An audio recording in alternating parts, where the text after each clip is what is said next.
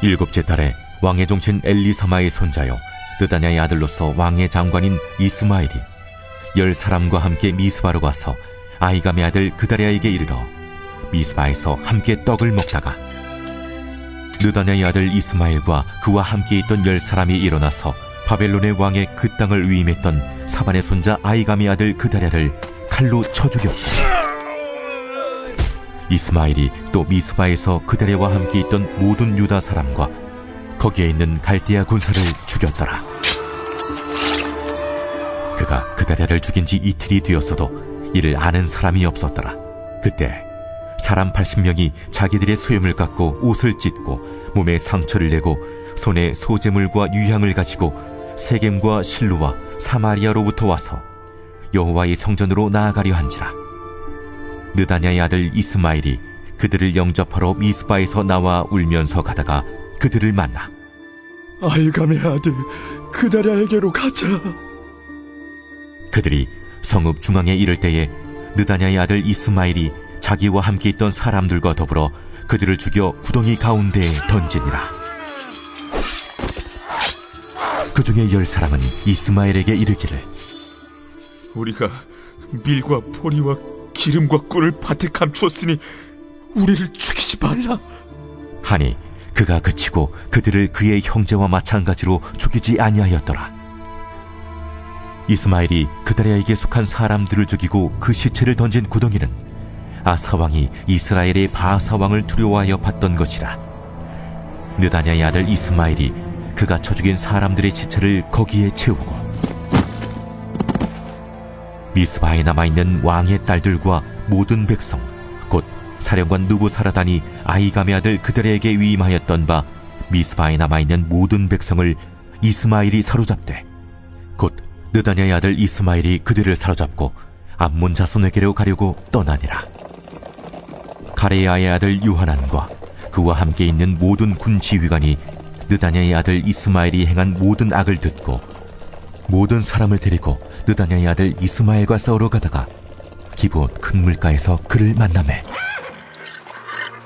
이스마엘과 함께 있던 모든 백성이 가레야의 아들 요하난과 그와 함께 있던 모든 군 지휘관을 보고 기뻐한지라.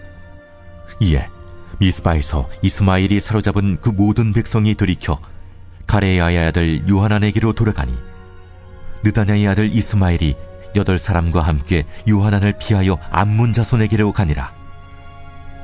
가레야의 아들 요하난과 그와 함께 있던 모든 군 지휘관이 느다냐의 아들 이스마엘이 아히감의 아들 그다랴를 죽이고 미스바에서 잡아간 모든 남은 백성 곧 군사와 여자와 유아와 내시를 기브온에서 빼앗아 가지고 돌아와서 애굽으로 가려고 떠나 베들레헴 근처에 있는 게롯 기맘에 머물렀으니 이는 느다냐의 아들 이스마엘이 바벨론의 왕이 그 땅을 위임한 아히감의 아들 그다랴를 죽였으므로 그들이 갈대아 사람을 두려워함이었더라. 오늘 본문 예레미야 41장 1절은 일곱째 달에 이렇게 시작을 합니다. 일곱째 달. 자, 이 일곱째 달이 언제냐? 우리 한번 살펴보면은요. 39장 2절을 보시면 시드기야의 제11년 넷째 아홉째 날에 4월 9일입니다. 시드기야 11년. 이때 예루살렘이 함락이 됐죠. 그러니까는 넷째 달에 함락이 되고 지금은 이제 일곱째 달. 그러니까 3개월이 지난 겁니다. 한 곳을 더 보면 52장 12절입니다. 예레미야 52장 12절에 보시면 읽어봅니다. 시작. 바벨론의 느부갓네살 왕의 19째 해 5째 달 10째 날에 바벨론 왕의 어전사령관 느부사라단이 예루살렘에 이르러 여호와의 성전과 왕궁을 불사르고 예루살렘의 모든 집과 고관들의 집까지 불살랐으며. 자, 그러니까 예루살렘이 함락된 건 넷째 달 4월 9일. 그 다음에 느부사라단이 와서 완전히 예루살렘을 짓밟고 불사르고 사람들을 사로잡아 간 것이 언제냐면 5월 10일입니다. 그러니까 넷째 달, 5째 달. 이렇게 해서 이제 완전히 부서지고 나서 드디어 이제 오늘 본문 이제 1절에 일곱째 달이 등장을 하죠.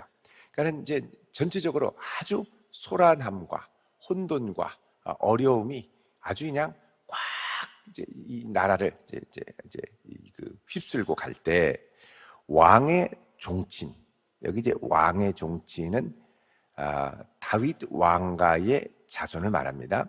왕의 종친인 엘리사마의 손자 느다냐의 아들로서 왕의 장관인 이스마엘, 그러니까 왕의 장관 중 하나였던 이스마엘, 이 장관이 다윗 왕가의 후손이었다는 것이죠. 장손만 왕이 될 수 있으니까 10사람과 함께 미스바로 가서 아히가마의 아들 그다랴에게로 이르렀다. 자, 이 그다랴는 이 느부사라단, 바벨론의 어전사령관이었던 느부사라단이 예루살렘을 완전히 짓밟고 나서 그 땅의 총독으로 이제 세웠던 총독이죠. 그러니까 유대인 총독입니다. 이 그다랴에게 이제 모든 것들을 위임하고, 그래서 이제 그다랴가 다시 우리가 이 땅에 남아있는 포로로 끌려간 고관들과 엘리트들 빼고 그 땅에 남아있는 아주 하층민들과 또 전쟁을 피해서 도망갔던 사람들이 이 그다랴가 있다고 해서 모여들면서 이제 하나님이 그 땅에 그래도 긍휼을 베푸셔서 그 땅이 좀 안정되고 서서히 사람들이 모여져 가고 곡식의 소산도 다시 거두기 시작할 무렵에 일어난 일입니다. 함께 떡을 먹었다. 왕의 종친이었고 그 다음에 군대 고관 왕의 장관 중 하나였던 사람이 방문했으니까 그다랴는 반갑게 그를 맞이했겠죠.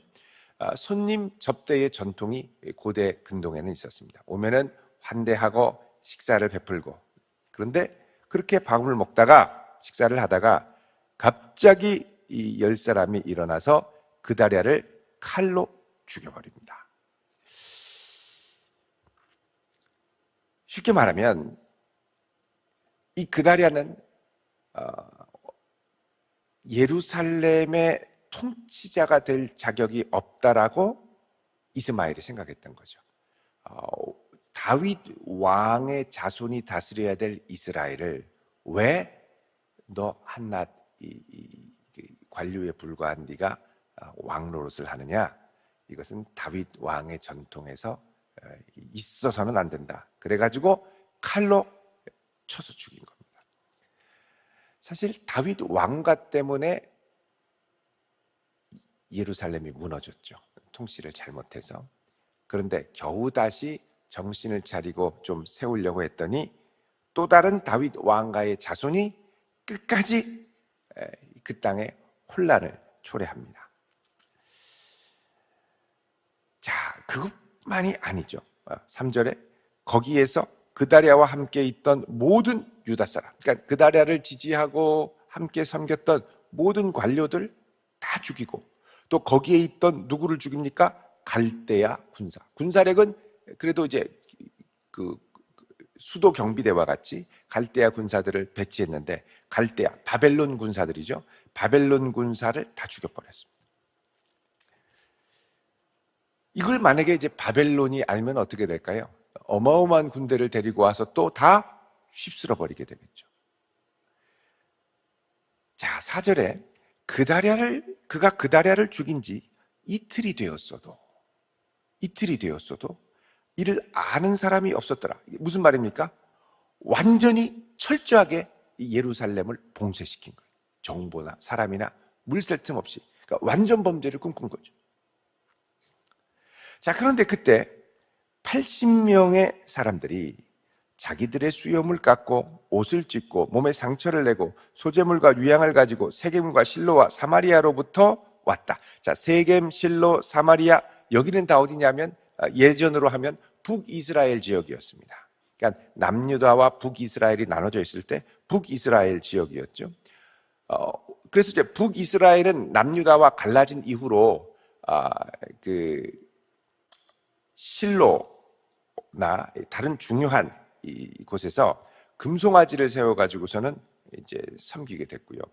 그리고 남쪽에서는 성전을 중심으로 제의가 있었죠. 그런데 요시야 왕 때 종교 개혁을 일으켜서, 그러니까 이 남유다가 망하기 바로 전 요시야가 큰 개혁을 일으켰는데 안타깝게 죽고 여호야김, 여호야긴, 그 다음에 시드기야 때 망하게 되는 거죠. 그 어간이 한 20년 정도밖에 안 됩니다. 요시야가 죽고 나서 그 20년 사이에 급속도로 기울게 되죠.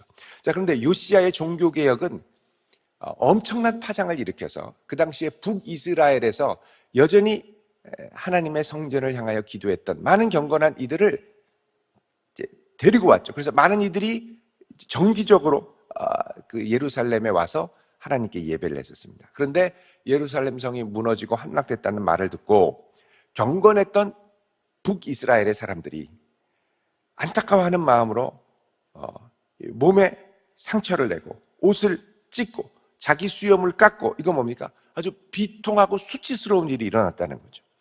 그리고 소재물과 유향을 갖고 여전히 하나님께 우리는 예배해야 된다, 이런 안타까운 마음으로 이 무너진 예루살렘 성에 들어와서 예배 드리려고 온 겁니다.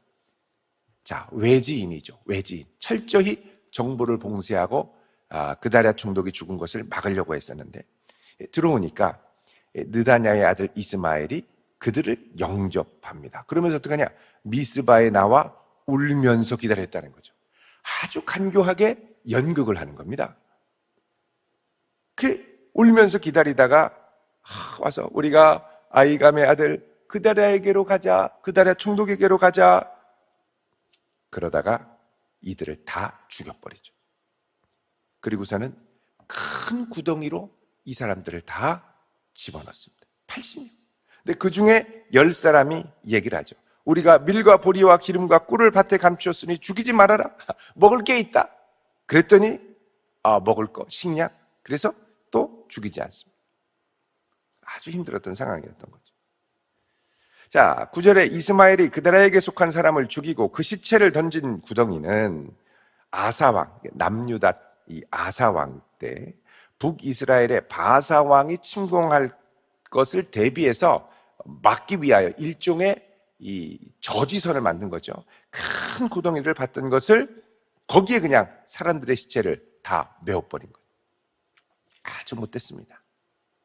뿐만 아니라 10절에 미스바에 남아있는 왕의 딸들 모든 백성 곧 사령관 느부사라단이 아이감의 아들 그다랴에게 위임했던 모든 백성을 이스마엘이 다 사로잡고 그 다음에 어떻게 하냐? 암몬 자손에게로 가려고 떠나니라 그러죠. 여러분, 암몬 자손에게 가려고 여러분, 암몬 자손으로 이제 도망갑니다. 이게 왜 그러냐면 여러분 40장 14절을 보시면 먼저 이 그다랴에게 경고했던 사람이 있었죠. 군 지휘관들이 요하난, 그죠? 13절에 요하난과 군 지휘관들이 그다랴에게 경고를 했었습니다. 14절에 그에게 이르되 암몬 자손의 왕 바알리스가 내 생명을 빼앗으려고 하여 느다냐의 아들 이스마엘을 보낸 줄 내가 아느냐, 이렇게 얘기하죠. 그러니까 원래 이 이스마엘은 별 생각이 없었는데 누가 충동질을 했냐면 암몬의 왕 바알리스가 이 충동질을 했다는 겁니다. 왜? 이렇게 해서 이 예루살렘이 완전히 황폐화되고 통치의 중심점이 사라지면 여러분 이게 모압, 암몬 이렇게 되기 때문에 이 암몬 지역에서 그냥 요단을 툭 넘어오면 이 옆에 이 예루살렘 지역까지 다 잡아먹을 수 있기 때문에 그렇습니다.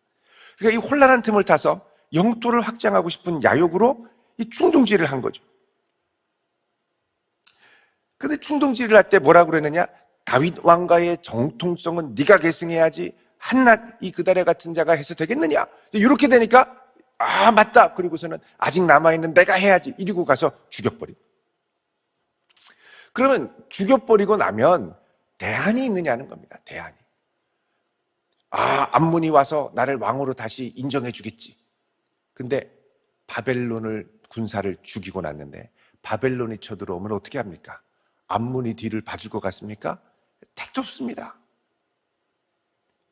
그러니까 충동은 당했는데 대안 없이 저지르고만.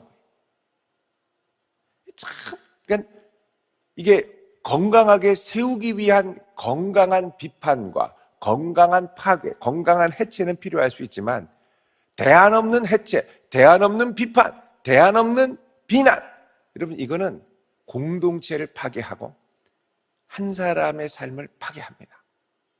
대안이 있어야죠. 대안도 없이 무조건 총질만 하면 아무것도 아닌 게 된다는 거죠.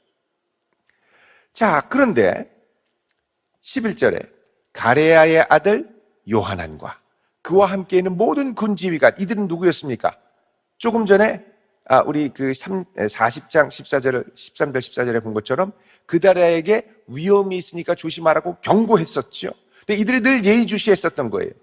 자, 그런데 이 이스마엘이 들어가서 이렇게 했다가 암몬 자손으로 이제 이동하는 것, 암몬 땅으로 이동하는 걸 보고, 자, 다시 41장 11절에 보면 가레야의 아들 요하난과 그와 함께 있는 군 지휘관이 느다냐의 아들 이스마엘이 행한 모든 악을 듣고 이제 아차 싶었던 거죠.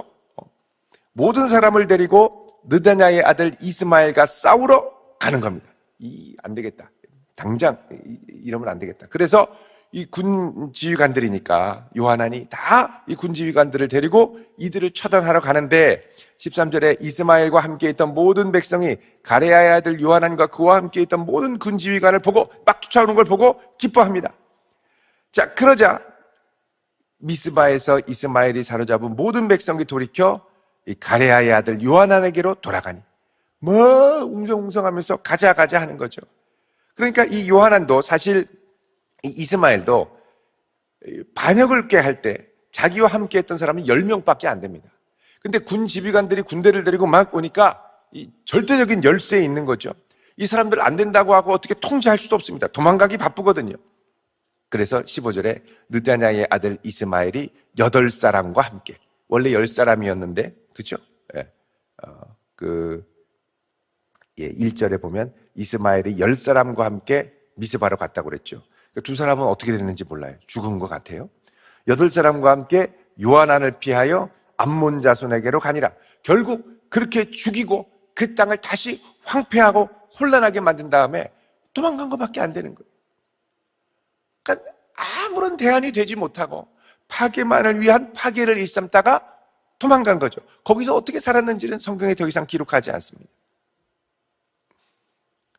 자, 16절에 가레야의 아들 요하난과 그와 함께 있던 모든 군 지휘관이 이스마엘이 아이감의 아들 그다랴를 죽이고 미스바에서 잡아간 모든 남은 백성, 군사와 여자와 유아와 내시를 기브온에서 빼앗아서 다시 돌아왔습니다. 여러분, 한편으로는 아쉬움도 있습니다. 그다랴가 이렇게 죽으면 이스라엘이 또다시 혼란에 빠질 텐데 왜 이런 일들이 일어나는가? 여러분, 그래서 혼돈의 때, 어둠의 때에는 이게 일단 이 이스라엘의 파멸이 하나님을 떠나서 시작이 된 거거든요. 하나님을 떠나서 결국 불순종해서 망한 건데, 그럼 다시 그다랴가 세워지면 그다랴는 뭐 해야 되는 사람이냐면, 물론 바벨론의 위임을 받아서 바벨론의 말을 들어야 되지만 다시 하나님 앞에 무릎 꿇고 기도하는 사람이 되어야 합니다. 그러니까 이게 이제 어떻게 되냐면 하나님 없이 세워가는 질서가 얼마나 불안정하고 흔들리기 쉬운가를 그대로 보여주죠. 그리고 다른 한편 이스라엘도 그렇습니다. 하나님을 떠났던 이스라엘이죠. 그럼 어떻게 되느냐? 계속 주인만 바뀝니다. 이상한 주인으로만 바뀝니다. 바벨론이 주인이 됐다. 또 다시 이스마엘이 또 왔다가 그 다음에 또 혼돈이 됐다가 계속 이상한 주인만 바뀌게 됩니다. 한 주인을 섬겨야지 자꾸 주인을 갈아치우면 인생의 평안과 기쁨이 없습니다. 결국 그다랴는 이런 경고를 받을 때 하나님 앞에 기도하고 예레미야에게 중보를 부탁하고 그렇게 하죠. 예레미야가 그다랴에게로 갔었잖아요. 근데 그냥 그럴 리가 있냐 이러고 그냥 또 바벨론이 위임을 하고 군사들도 남겨줬으니 얼마나 든든합니까? 근데 그게 든든한 게 아니라는 걸 깨달아야 돼요. 세상에서 든든하다고 하는 여러 가지 것들이 일순간에 사라지는 안개와 같은 것임을 우리는 깨달아야 됩니다. 그게 결국 여호와께서 그 성을 지켜주시지 않으면 파수꾼의 경성함이, 파수꾼이 아무리 밤새도록 혼자 눈을 부릅뜨고 지켜도 아무것도 아닌 게 되는 거죠. 여러분, 내 힘으로 내 인생의 열매를 맺으려고 하는 것처럼 힘든 게 없습니다. 하나님이 지켜주시지 않으면 안 됩니다. 우리가 우리 자녀들 열심히 공부시키고 좋은 학교 가고 잘 되기를 바라고, 여러분 그게 인생의 끝이 아니죠. 그 다음에 어떻게 열매를 맺느냐가 중요합니다. 하나님 없이 급속도로 인생이 공허해질 수 있고, 하나님 없이 급속도로 인생이 무너질 수가 있습니다. 결국 하나님이 지켜주셔야 되는 거예요. 결국 하나님 앞에 무릎 꿇는 백성으로 서야 되는 거죠.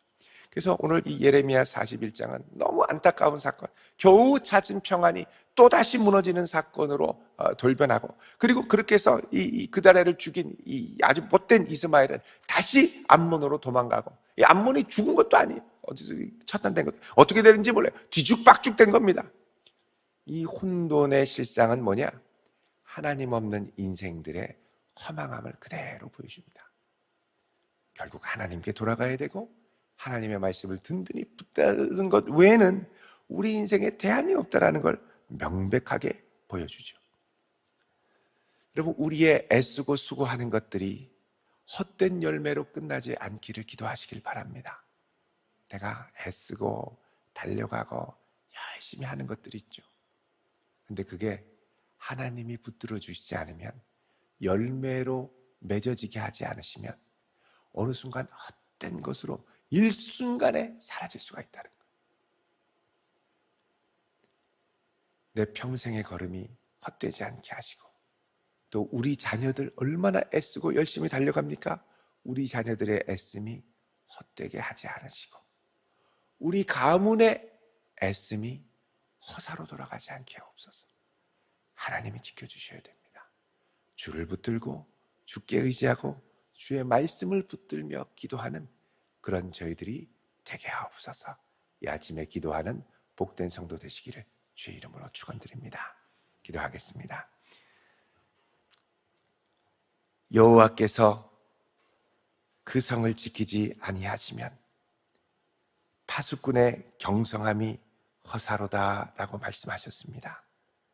주님, 우리가 참으로 열심히 우리의 인생길을 개척하고 달려가지만 내 힘으로 열매 맺는 것이 아님을 이 아침에 겸손하게 고백합니다. 열매 맺을 수 있는 힘을 주시고 지혜를 주시고 환경을 주신 분이 여호와임을 고백하오니, 주여, 오늘 이 하루의 걸음이 허사로 끝나지 않게 하시고 주께서 열매 맺는 은혜를 허락하여 주옵소서. 우리 자녀들에게도 동일한 은혜를 허락하사 애쓰고 수고하며 달려가는 모든 수고가 허사로 끝나지 않게 하시고 오직 주를 향하여 아름답게 열매 맺는 자녀들이 되게 하옵소서. 예수님의 이름으로 기도하옵나이다. 아멘.